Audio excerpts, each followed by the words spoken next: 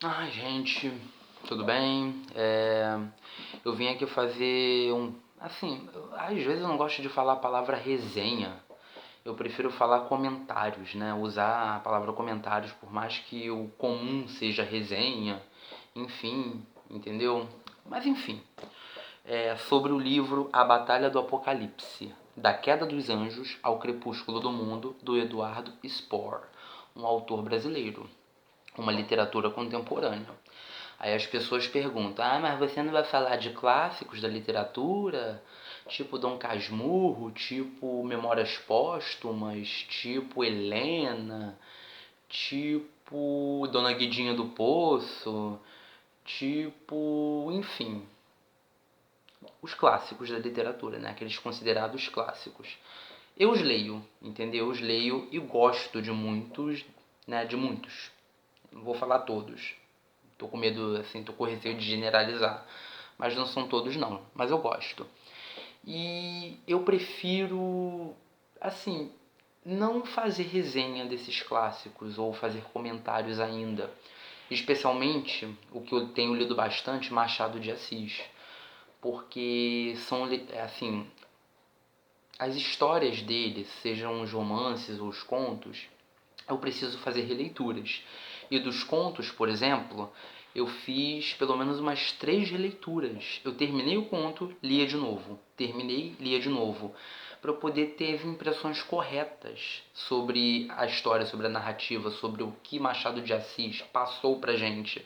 Não o que eu simplesmente pensei, o que eu simplesmente achei. Porque sabe que o uso da estilística é muito grande nas obras do Machado.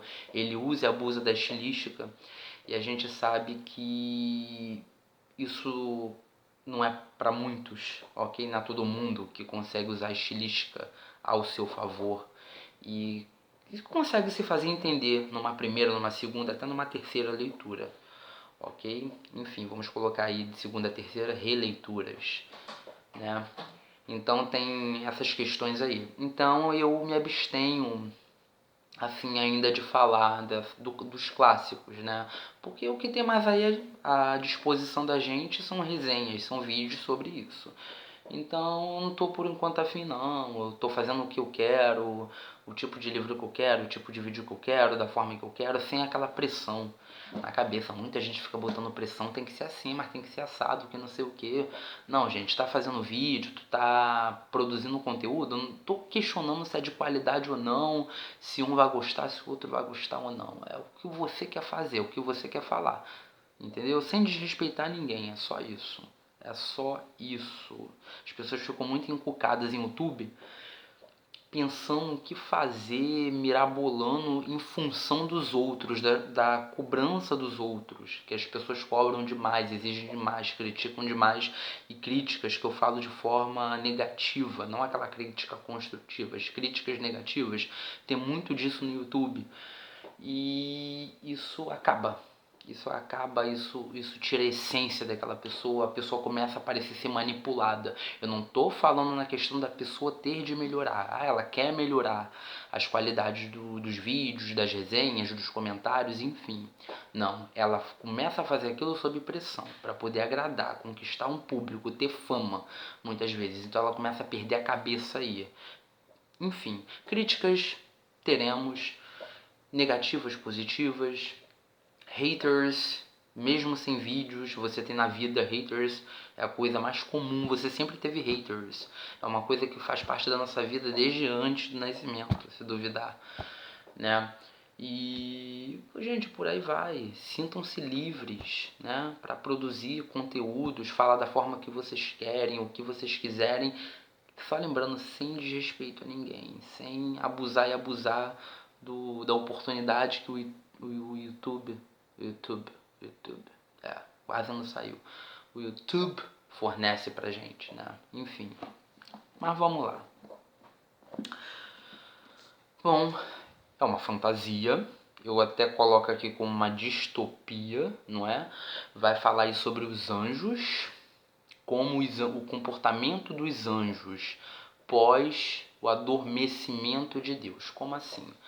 Deus criou o mundo e depois lá, no final, quando ele criou o mundo, ele adormeceu.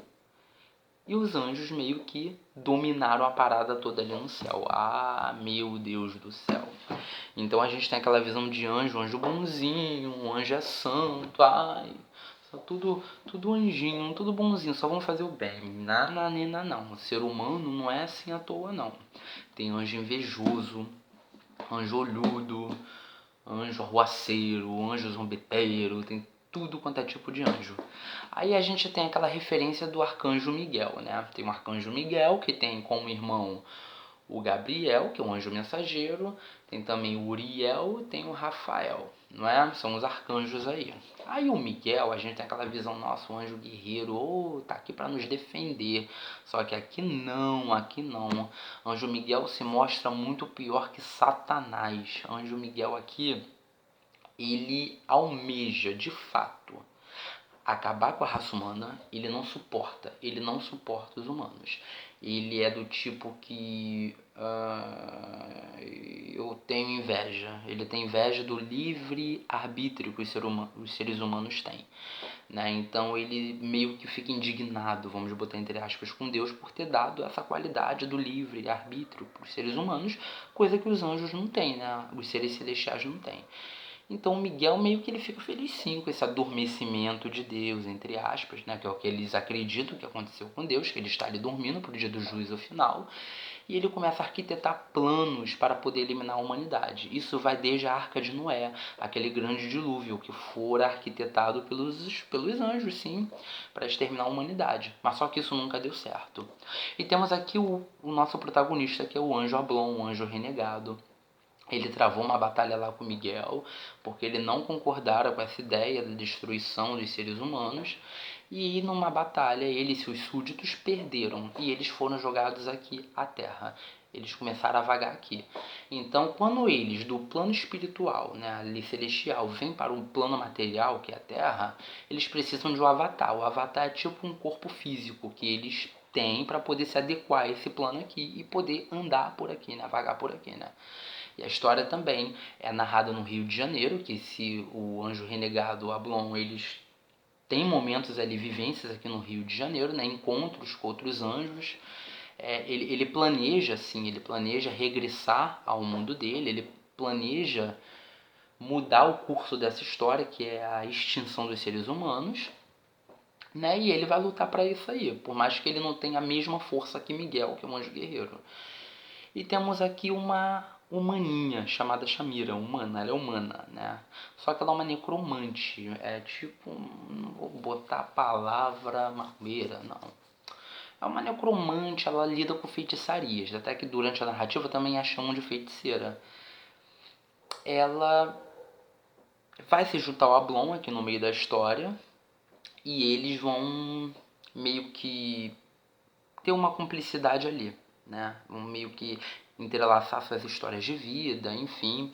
A Shamira, ela foi presa ali na Torre de Babel, ela já teve uma vida sofrida, coitada. Ela escapou, né, da morte graças ao Ablon.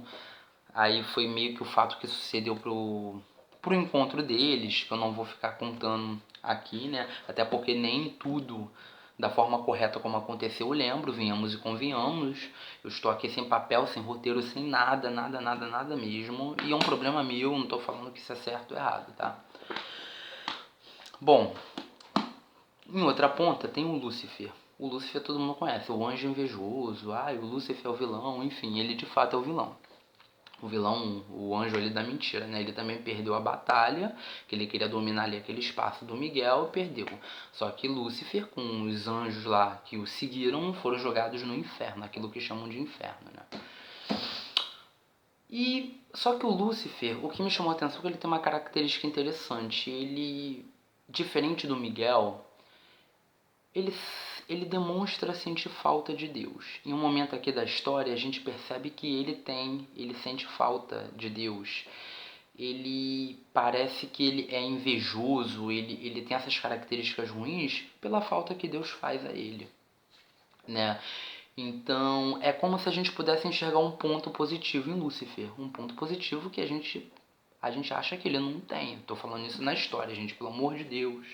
Ok? Pelo amor, antes de me crucificarem e tacarem pedra, por Deus, gente, não façam isso. Tô misturando religião não, cada um com a sua, tá? Isso aqui é ficção. Aí a guerra tá armada, né? A guerra tá armada pro dia do juízo final. Tem o Ablão, um anjo renegado, que quer salvar a humanidade. Por mais que a humanidade seja corrupta, a humanidade é corrupta, entendeu? Mas ele confia nessa humanidade. O Miguel, ele já tem essa questão da inveja, ele quer no fundo tomar o lugar de Deus, ele quer destruir a humanidade, ele quer ter o livre arbítrio para ele. Quer ter. O mais interessante dessa história é quando a gente vai chegando à verdade dos fatos.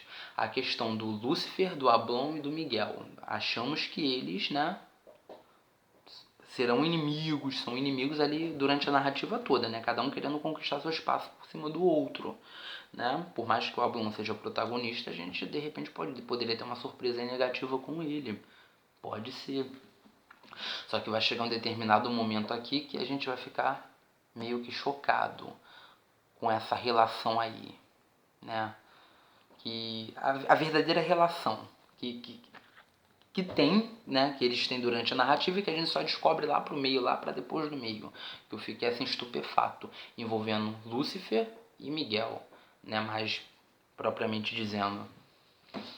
E a Shamira, coitada, a Shamira vai passar por poucas e boas também, ela vai ser ela vai ser usada aqui para poder dar imortalidade a esses anjos, porque eles vão querer usar a Shamira, porque com as feitiçarias dela, né, ela consegue viver por muitos anos, não é uma humana comum, né, a feiticeira, ela mexe aí com o místico e ela consegue reverter essa situação da morte, né, no caso dela, viver mais que outros humanos, e milhares de anos mesmo, ok?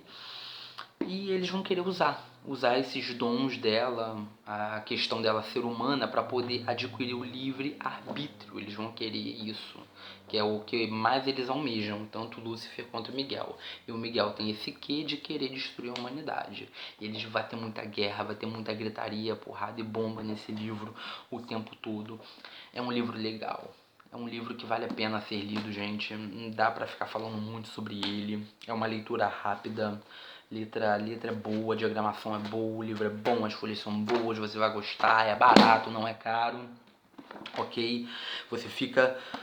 Nossa, mas é muito personagem. A gente fala até aqui, temas polêmicos, tipo assim, Maria, a morte de Maria, o túmulo de Maria, né? Fala aqui sobre Jesus, mas não usa o nome Jesus, né? Que ele vê aí a luz do mundo, né? Não é o foco, mas comenta, né? A questão da paternidade de Jesus, a paternidade, isso também é comentado aqui, gente. Eu fiquei assim, com a questão da paternidade de Jesus, como é explorado nesse livro. Eu fiquei, O anjo Gabriel também aparece, ele é muito importante para a história. O anjo Gabriel, cara. O anjo Gabriel é sinistro, gente, é sinistro, é um anjo sinistro. O anjo Rafael, ele se isolou. Muita fofoca, não, ele saiu de cena, falando, vou me misturar com essa gente, vai dar M no final, então ele quis se preservar, né? Os anjos morrem aqui, eles podem morrer, eles sangram, então a gente fica naquela agonia, o anjo vai morrer, meu Deus, vai morrer! Acontece de muitos morrerem, sim. Ok? Então fica aí a dica desse livro, gente. É isso que eu tenho pra falar. Muito bom, muito legal. Você vai gostar, fica aí, tá? Você, o Crepúsculo. Tem uma trilogia, tá bom? Não é uma continuação desse, não. O autor, Eduardo, ele fez uma trilogia baseado nesse mundo distópico aqui, ok? Dos anjos. Eu não sei o nome das trilogias, eu sei que o nome é Filhos do Éden. Podem pesquisar aí. Eu pretendo ler em breve. Tchau, muito obrigado.